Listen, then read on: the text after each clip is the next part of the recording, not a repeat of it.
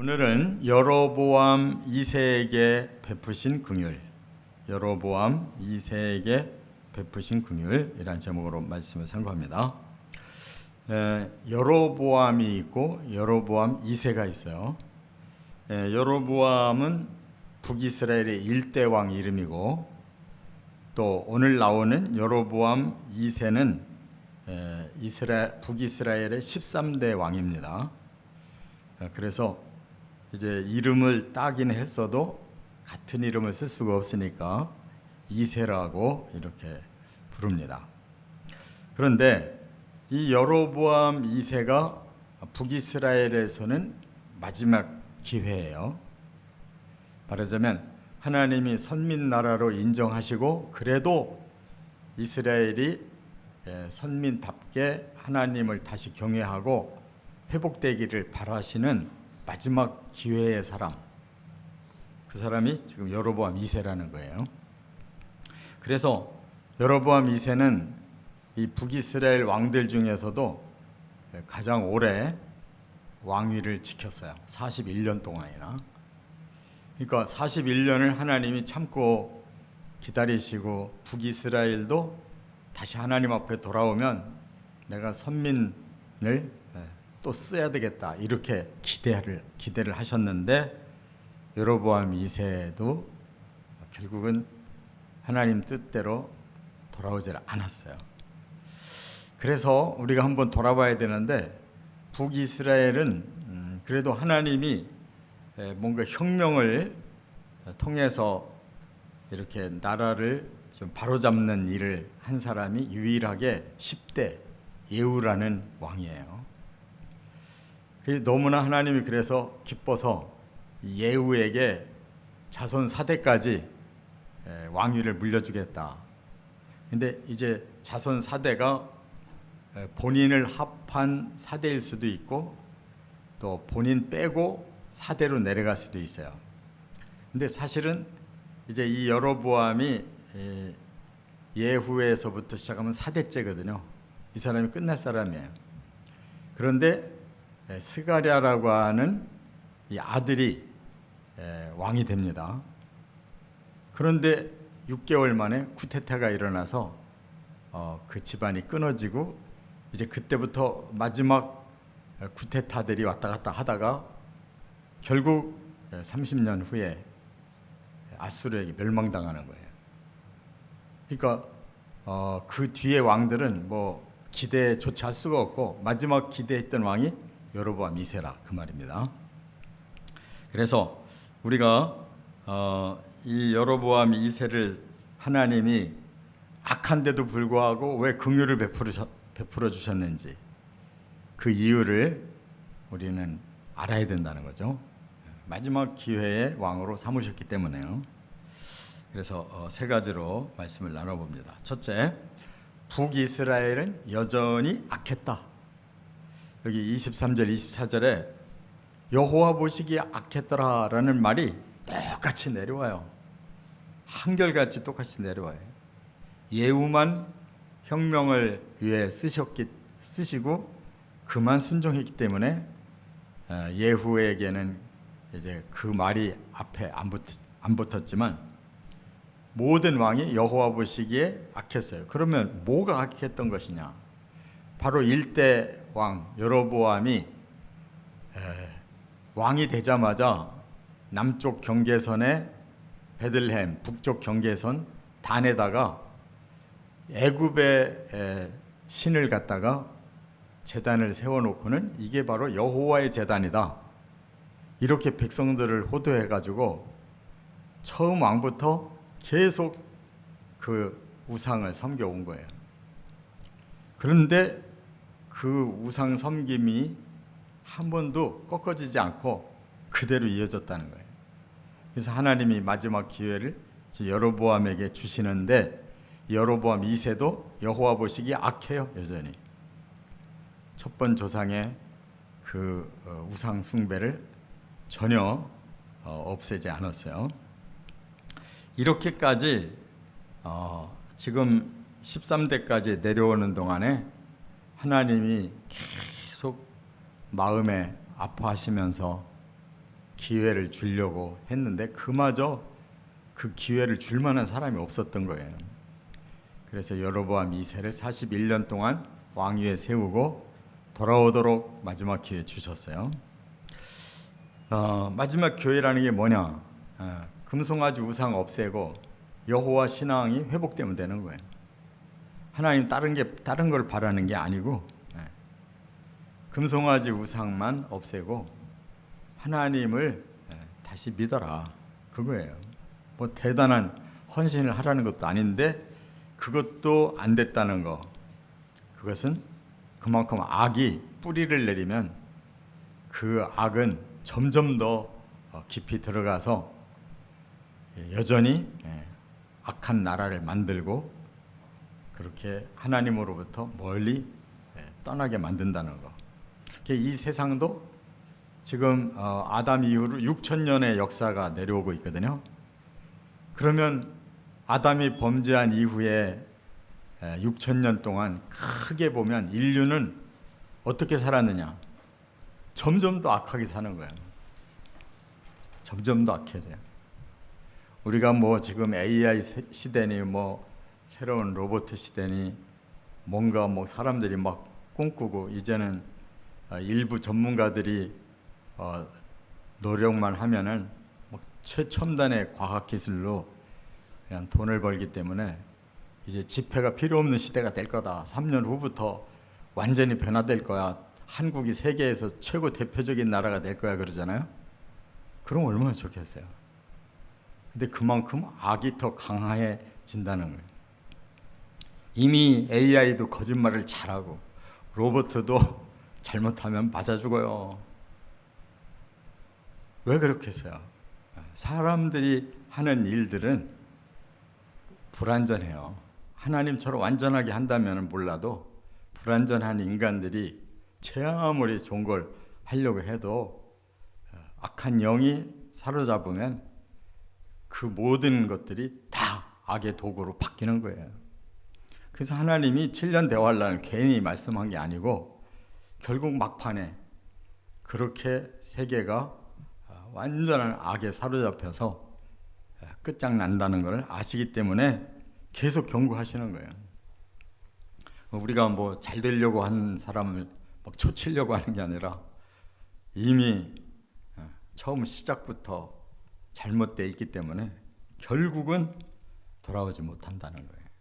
그래서 하나님은 이렇게 알아듣게 해서 하나님 백성을 다시 찾으려고 하는데 지금 온 힘을 쏟고 계시다는 걸 우리가 깨달아야 돼요. 두 번째, 25절 상반절에 여로보암 2세에게 기회를 주셨다 그랬어요. 그 무슨 기회냐? 아주 우리가 색다른 단어를 여기서 보게 되는데 25절 한번 보세요. 이스라엘의 하나님 여호와께서 그의 종 가드 헤멜 아미떼의 아들 선지자 요나를 통하여 하신 말씀과 같이 그랬어요. 느닷없이 지금 요나가 여기 나오죠. 그 왜 나오겠어요? 요나서에 있는 요나를 여기서 지금 거명하고 계신 건데 동시대란 말이에요. 여로보암 2세가 다스리고 있는 그 시대에 하나님은 요나를 저 아수르 나라로 파송한 거예요. 그 아수르 나라의 수도가 느니웨란 말이에요.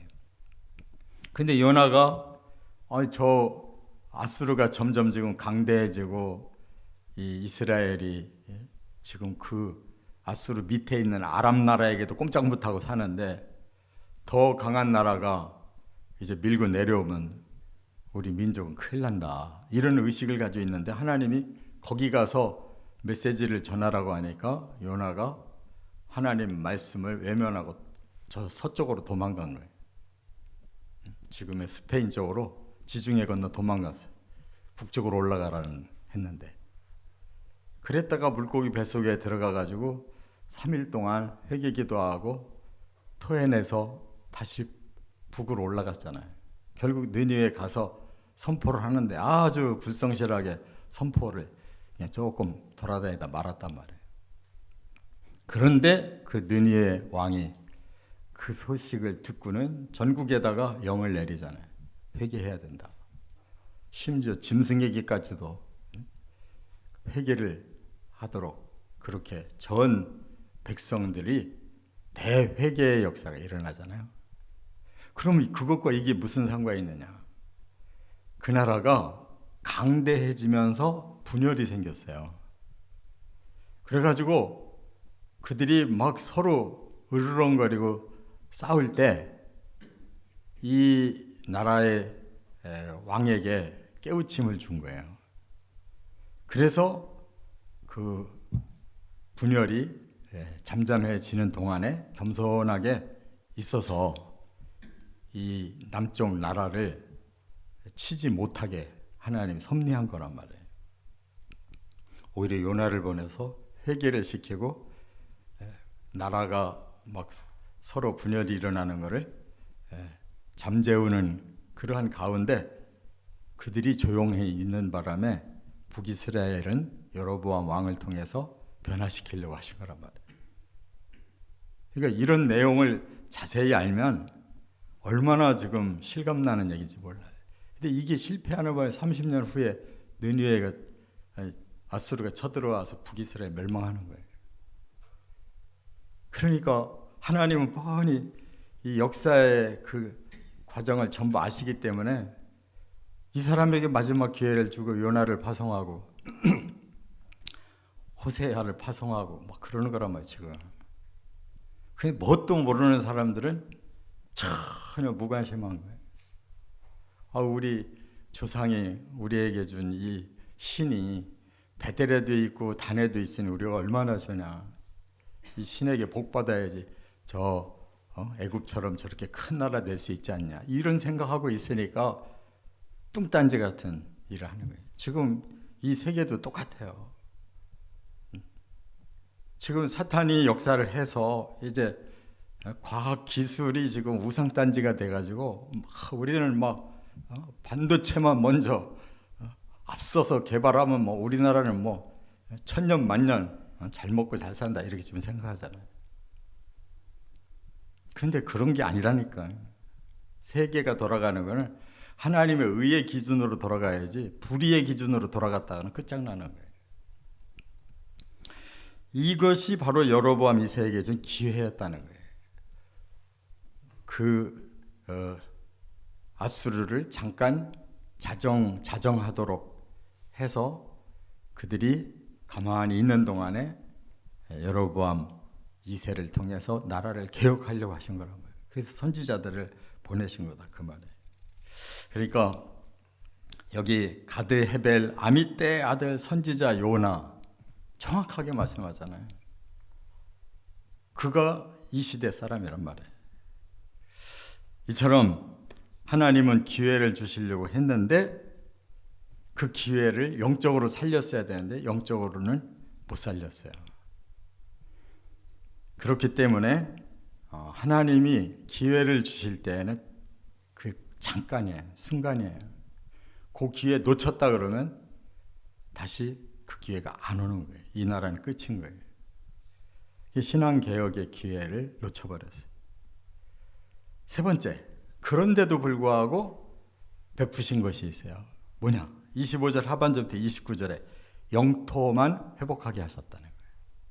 그 어느 영토를 얘기하느냐? 바로 요단 동편 땅. 그게 모세 시대에는 일찍이 요단 동편을 두 지파 반에게 나눠줬잖아요.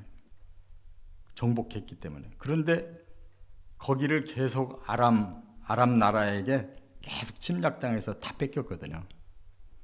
근데 아수르가 지금 잠잠한 사이에 이 아람 나라도 자기들이 그 나라에 항상 먹힐 걸 생각해가지고 북쪽만 생각하고 있었던 건데 남쪽에 바로 여로보암 2세가 북이스라엘의 군대를 이끌고 거길 아람을 쳐들어가요.